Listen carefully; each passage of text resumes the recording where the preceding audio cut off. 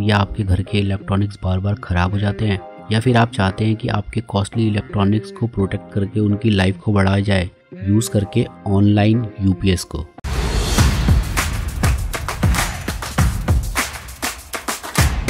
तो इस वीडियो को मैंने 2 हिस्सों में बांटा है। पहला हिस्सा है कि यूपीएस और एक नॉर्मल यूपीएस के बारे में जानकारी, और दूसरा है कि कैसे मैंने अपने यूपीएस को मॉडिफाई किया, मेरे को क्या प्रॉब्लम उसके साथ आई और कैसे मैंने उसके पावर बैकअप को 1 घंटा 30 मिनट करा। जी हाँ, 1 घंटा 30 मिनट। ऑनलाइन यूपीएस जितने भी होते हैं वो कॉमर्शियल पर्पज़ के लिए बनाए जाते हैं, क्योंकि वो काफ़ी कॉस्टली होते हैं, तो होम यूज़र उनको अफोर्ड नहीं कर पाते या उनको नहीं लेना चाहते। दूसरा उनके अंदर ड्रॉबैक ये होता है कि वो बहुत ज़्यादा नॉइज़ करते हैं,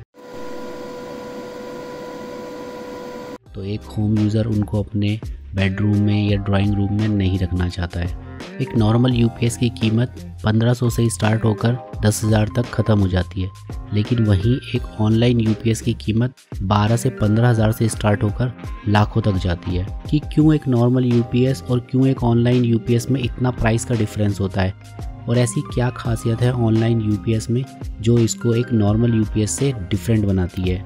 तो दोस्तों आइए जानते हैं। तो पहले देखते हैं हम एक नॉर्मल यूपीएस किस तरह से काम करता है। तो एक नॉर्मल यूपीएस जब नॉर्मल पावर आ रही होती है तो वो बाईपास मोड में रहता है, यानी कि वो डायरेक्ट आपकी पावर सप्लाई को आपके इक्विपमेंट तक पहुंचाता है। इस केस में जो आपके पास रॉ पावर आ रही है, अगर वो पावर क्लीन नहीं है, क्लीन का मतलब है 2 चीज़ों से। पहला, उसके अंदर वोल्टेज फ्लक्चुएशन नहीं होनी चाहिए, यानी कि वो बहुत ज़्यादा हाई या बहुत ज़्यादा लो नहीं होनी चाहिए।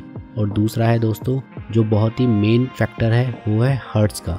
अगर आप कोई भी इलेक्ट्रॉनिक इक्विपमेंट्स खरीदेंगे तो आप देखेंगे कि उसके बैक साइड में 2 तरह की पावर रेटिंग दी जाती है। पहला इनपुट और आउटपुट वोल्टेज, और दूसरी होती है इनपुट हर्ट्ज़।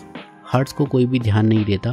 जितना भी एशिया पैसिफिक है वहाँ पे 50 हर्ट्ज़ यूज़ करा जाता है, लेकिन बाहर यूएस और यूके में वहाँ पर 60 हर्ट्ज़ यूज़ करा जाता है, क्योंकि वहाँ पे वोल्टेज जो होती है वो 110 वोल्टेज यूज़ करी जाती है। तो एक नॉर्मल यूपीएस किसी भी तरह की वोल्टेज की करेक्शन नहीं करता, यानी कि अगर आपके पास रॉ वोल्टेज ख़राब आ रही है या फ्लक्चुएशन हो रही है तो आपका यूपीएस उसको बाईपास मोड में रखता है, यानी कि जो पीछे से पावर सप्लाई हो रही है एज इट इज़ वो आपके इक्विपमेंट को भेजता है।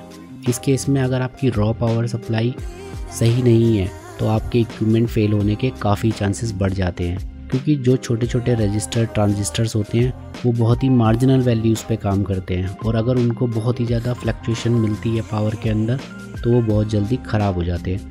उसी को प्रोटेक्ट रखने के लिए हमारे मदरबोर्ड में भी ओवरलोड और पावर प्रोटेक्शन के लिए स्पेशल कैपेसिटर्स लगाए जाते हैं, लेकिन बहुत ज़्यादा फ्लक्चुएशन होने के बाद वो भी काम नहीं कर पाते।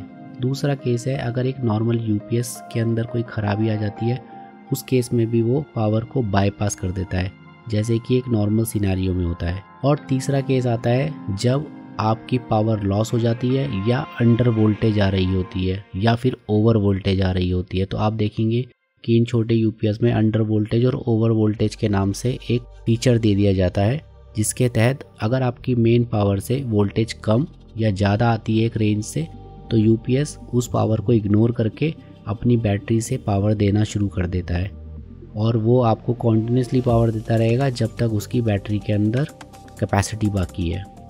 अब बात कर लेते हैं एक ऑनलाइन यूपीएस की।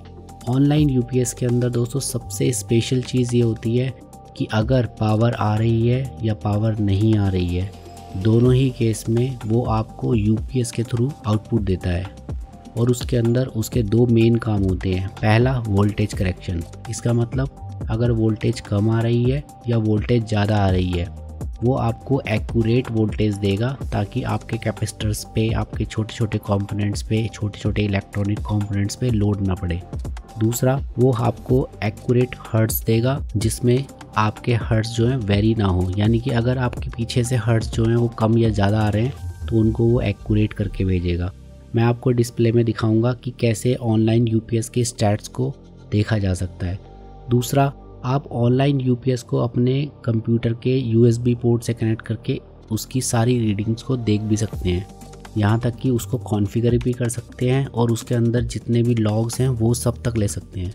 यानी आप देख सकते हैं कि कब मेरा यूपीएस ऑन हुआ, कब मेरा यूपीएस ऑफ हुआ, मेरे यूपीएस के अंदर कितनी बैटरी बाकी है, मेरे यूपीएस पे कितना लोड है, मेरे यूपीएस का कितना टेम्परेचर है। तो जितना भी हम पीसी के अंदर देखते हैं वो सारे ही फीचर हमको एक ऑनलाइन यूपीएस के अंदर मिल जाते हैं, जिससे हम उसकी हेल्थ को देख सकते हैं और कॉन्टीन्यूसली मॉनिटर भी कर सकते हैं। अब बात कर लेते हैं दूसरे केस की, जब ऑनलाइन यूपीएस के अंदर पावर अंडर वोल्टेज या पावर लॉस हो जाती है। उस केस में ये केवल बैटरी से आपको पावर बैकअप देता है, सेम जैसे कि नॉर्मल यूपीएस करता है। और थर्ड केस के अंदर भी ये सेम नॉर्मल यूपीएस की तरह ही ट्रीट करता है। अगर यूपीएस के अंदर कोई ख़राबी आ जाती है तो ये पावर को बाईपास कर देता है। इस केस में ये पहले नॉर्मल सस्ते यूपीएस की तरह काम करने लगता है और आपको रॉ पावर देने लगता है। तो मेरे पास दोस्तों माइक्रोटेक का ऑनलाइन यूपीएस है और मैं आपको दिखाऊंगा कि कैसे इसके कंसोल को एक्सेस करा जाता है। तो मैंने ये जस्ट ओपन कर लिया है और इस समय मेरे यूपीएस की वोल्टेज को मैंने कट किया हुआ है। तो आप देखेंगे कि इस समय ये दिखा रहा है कि बैटरी से इनपुट जा रहा है और वोल्टेज मेरा जो पीसी है या जो भी मेरे इक्विपमेंट्स कनेक्टेड हैं उसको वोल्टेज दिखा रहा है। इस समय इस पर बिल्कुल भी लोड नहीं है। तो आप देखेंगे कि 565 मिनट्स का बैकअप दिखा रहा है ये। उसका रीज़न ये है कि इस पर बिल्कुल भी लोड नहीं है, लोड लेवल 0 है। क्योंकि अभी मैंने ये फ़ैन की थोड़ी सी आवाज़ करता है और रिकॉर्डिंग में इसके प्रॉब्लम आती है, इसलिए मैंने इस यूपीएस को अभी हटा दिया था।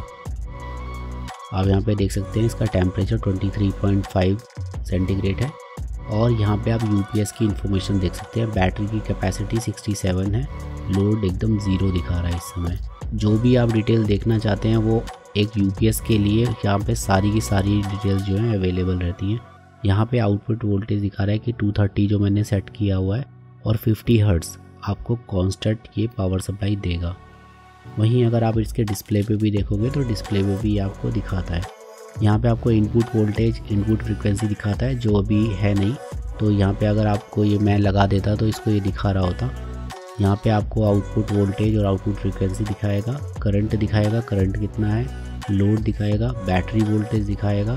तो अभी बैटरी की वोल्टेज दिखा रहा है। तो 2 बैटरियाँ मेरी कनेक्टेड है, तो दोनों बैटरियों की वोल्टेज जो है 25 वोल्ट है और यूपीएस का टेम्परेचर। यही इसके अंदर सभी कुछ आपको डेटा देखने को मिल जाएगा कि कब ये ऑन हुआ, कब ये ऑफ़ हुआ, कब इसके अंदर कुछ फॉल्ट आया। ये सभी इसके अंदर हम इसको कंसोल से कनेक्ट करके देख सकते हैं। यहीं पे आपको सारी सेटिंग्स मिल जाती हैं, जैसे कि आप देखना चाहते हैं कि अलार्म्स को आप डिसेबल करना चाहते हैं या नहीं, या बाईपास के मोड में अगर आप चाहते हैं कि ये बाईपास हो जाए। तो ऐसे सारे के सारे काफ़ी सारे इसके अंदर फीचर्स होते हैं। वहीं आप देखेंगे कि जहाँ मैं आपको बता रहा था कि वोल्टेज, यहाँ पे ये एक रेंज दिखा रहा है, यानी कि ये दिखा रहा है कि अगर 264 वोल्टेज आएगी मैक्सिमम और मिनिमम अगर आएगी 170 वोल्ट, तो ये अपने आप को फॉल्ट कंडीशन में डाल देगा। इसी तरह से अगर हर्ट्ज़ जो हैं 53 आ गए या 47, मिनिमम 47 आए, इन चारों ही कंडीशन में ये अपने आप को फॉल्ट कंडीशन में डाल देगा और यूपीएस जो है बाईपास हो जाएगा। यहाँ पे आप देख सकते हैं कि बैटरी जो है मैंने यहाँ पे मेंशन की हुई है और बैटरी का AH मेंशन किया हुआ है और टोटल बैटरी बैकअप मैं चाहता हूँ कि 1.5 घंटे तक दे। हालांकि ये उससे भी ज़्यादा दे सकता है, लेकिन मैंने केवल 1.5 घंटे ही सेट किया हुआ है। 1.5 घंटे के बाद ये एक बज़र बीप करना शुरू कर देता है, जिससे मुझे पता चल जाता है कि अब ये 1.5 घंटा हो चुका है, यानी 1.5 आवर हो चुका है। यहाँ पे आप देखेंगे 2 बैटरी और मैंने ये सेट किया हुआ है टाइम 90 मिनट्स का। 90 मिनट्स के बैकअप के बाद ये एक अलार्म देना शुरू कर देगा। यहाँ पे आप देख सकते हैं 26 AH की बैटरी मैंने इंस्टॉल की हुई है, इसलिए मैंने यहाँ पे पैरामीटर को चेंज कर दिया है। यही सब इन्फॉर्मेशन है। यहाँ पे आप इसको सेल्फ टेस्ट भी कर सकते हैं। यहाँ पे आप अलार्म को ऑन ऑफ भी कर सकते हैं।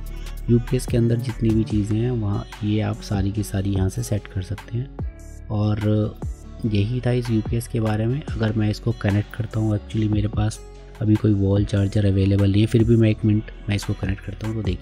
तो देखिए अभी आपने देखा मेरी स्क्रीन पर एक मैसेज भी आ गया है जिसमें दिखा रहा है कि AC पावर रिकवर्ड या AC रिकवरी, यानी कि पावर आ गई है। और आप सामने देखेंगे कि इनपुट में अब आपको वोल्टेज भी दिख रही है और साथ में फ्रीक्वेंसी भी दिख रही है, यानी कि हर्ट्ज़। तो मैं आपको डिस्प्ले पे मैंने पहले भी दिखाया कि इस तरह से हर्ट्ज़ मेंशन किया रहता है हर एक इलेक्ट्रॉनिक्स पे। अगर आप भी अपनी इलेक्ट्रॉनिक्स पे देखेंगे तो उसके चार्जर पे या उसके बैक साइड में वोल्टेज के साथ हर्ट्ज़ भी दिया हुआ होगा। तो दोस्तों मेन पर्पस जो है ऑनलाइन यूपीएस का जो इसको कॉस्टली बनाता है वो यही है कि ये तो एक तो कॉन्टिन्यूसली आपको पावर बैकअप देता है थ्रू यूपीएस ओनली। दूसरी चीज़ ये वोल्टेज और फ्रीक्वेंसी के अंदर करेक्शन करता रहता है कॉन्टिन्यूसली, इसी की वजह से ये काफ़ी कॉस्टली होता है। लेकिन ये आपके कंपोनेंट्स की लाइफ बढ़ाता है। कैसे? क्योंकि वो आपको कॉन्टिन्यूसली सेम वोल्टेज और हर्ट्ज़ देता है, जिसकी वजह से आपके कंपोनेंट्स पे कभी लोड नहीं पड़ता और वो एकदम स्मूथली चलते हैं, ना वो हीट होते हैं ना ही वो बस्ट होते हैं। अब दोस्तों दूसरा पार्ट शुरू करते हैं, जिसमें मैं आपको दिखाता हूँ कि किस तरह से मैंने अपने यूपीएस को मॉडिफाई किया। तो दोस्तों ऑनलाइन यूपीएस लेने के बाद मेरे को पहला इशू ये आया कि 1 या 1.5 साल के बाद इसकी बैटरी का बैकअप जो है बहुत कम हो गया। तो मैंने सोचा कि क्यों ना अगर ये पॉसिबल हो कि इसकी बैटरी का बैकअप बढ़ा दिया जाए। तो अगर आप ऑनलाइन स्पेसिफिकेशन में जाएंगे तो आप ये देखेंगे कि इसका चार्जिंग वोल्ट कितना रहता है। दोस्तों हर एक ऑनलाइन यूपीएस पे एक आपको चार्जिंग रेटिंग दी जाती है, जहाँ पे आप देख सकते हैं DC bus rating 24 volt DC and 45 ampere. इसका मतलब है कि ये किसी भी अगर आप कोई बैटरी लगाते हैं छोटी या बड़ी, तो पहले इसको समझ लेते हैं कि ये 24 वोल्ट पे 45 एम्पेयर तक का करंट देगा। यानी कि 45 एम्पेयर तक करंट का मतलब है कि ये एक बैटरी को जो कि 45 एम्पेयर तक किया उसको भी चार्ज करने में कैपेबल है। लेकिन जितनी ज़्यादा बैटरी बड़ी होगी उतनी ही ज़्यादा आपका यूपीएस हीट करेगा उसको चार्ज करने के लिए। जैसे आपने देखा होगा कि आपके फ़ोन के अंदर अगर ज़्यादा पावर वाली बैटरी है, अगर कोई छोटा चार्जर होता है तो वो काफ़ी हीट हो जाता है। तो इसी को देखते हुए मैंने 2 बड़ी बैटरियां ऑर्डर करी, लेकिन मैंने इतनी 45 एम्पेयर तक की बैटरी नहीं लगाई। तो मैंने ऑर्डर करी केवल 27 एम्पेयर की एक्साइट की बैटरी। वो मैं अगर आप लेना चाहते हैं तो मैं उसका लिंक दे दूँगा। जैसा आप स्क्रीन पे देख पा रहे हैं, मैंने अमेज़ॉन से ये बैटरीज़ ऑर्डर करी और मैंने इसके लिए एक लोहे का रैक बनवाया, क्योंकि बैटरी रखने के लिए मुझे एक ऐसा रैक चाहिए था जो इसके साथ ही रहे। और मैंने बैटरीज़ को कनेक्ट करके इस यूपीएस के अंदर कनेक्ट कर दिया। जो इसकी ओरिजिनल बैटरीज़ थी उसको मैंने वहाँ से रिमूव कर दिया और उनकी केबलों को एक्सटेंड करके बाहर एक जो मैंने बैटरी बैंक बनाया छोटा सा, उस तक लेके गया। इस तरह से इसके अंदर लगी हुई बैटरी जो होती है वो केवल 7 AH की होती है, यानी कि 7 एम्पेयर की। मैंने उसको कन्वर्ट करके 27 एम्पेयर कर दिया। ये जो यूपीएस है इसके अंदर 2 12 वोल्ट 7 AH की बैटरी थी, जिनको मैंने रिप्लेस कर दिया एक्साइट की 12 वोल्ट 26 AH की बैटरी से। तो इट्स अ सिंपल मैथ कि 7 AH जो है अगर आपको 30 मिनट का बैकअप देता है, तो हमने जो AH है वो मोर देन 3 टाइम्स कर दिया, यानी कि हमने इसको कर दिया 7 3 21 और हमारे पास बैटरी है 26। इसका मतलब हुआ कि ये मोर देन 3 टाइम्स हो गया। तो इसी तरह से इसका पावर बैकअप भी 3 गुना बढ़ गया। तो नॉर्मली मैं इसको पूरा ड्रेन नहीं होने देता हूँ, इसलिए मैंने आपको बताया कि ये 90 मिनट से भी ज़्यादा बैकअप दे सकता है, मगर मैंने इसको रिस्ट्रिक्ट करा हुआ है 90 मिनट्स पर। हाँ, अगर आप इसको बहुत ज़्यादा यूज़ करते हैं, यानी कि काफ़ी लोड देते हैं, उस समय 100% इसका लोड यूज़ करते हैं, तो हो सकता है कि बैटरी जल्दी ड्रेन हो जाए। मेरा नॉर्मल लोड जो है वो 25 to 30% तक ही रहता है। दोस्तों दूसरा मॉडिफिकेशन मैंने करा इसका फ़ैन का। इसके अंदर जो स्टॉक फ़ैन होता है उसकी काफ़ी तेज़ आवाज़ होती है। आप मेरा पुराना वीडियो देखिए कि किस तरह से ये आवाज़ करता है। तो ये बहुत तेज़ साउंड करता है और नॉर्मल कंडीशन में ये बहुत डिफ़िकल्ट होता है कि आप इसको अपने बेडरूम में रखो। तो अगर आपका वर्क स्पेस है तो आप वहाँ पे इसको झेल सकते हो, लेकिन आप इसको बेडरूम में तो नहीं रख सकते हो। अगर आप सो रहे हो तो आपको इसको ऑफ़ करना ही पड़ेगा। तो उसी का सॉल्यूशन करने के लिए मैंने क्या किया कि इसके ओरिजिनल फ़ैन को रिमूव कर दिया और बाहर एक बड़े बड़े फ़ैन लगा दिए। इसके लिए मैंने एक वेल्डर की हेल्प ली। जैसा आप देख सकते हैं इसकी बॉडी में मैंने 2 सर्कल कटवाए और उसके बाद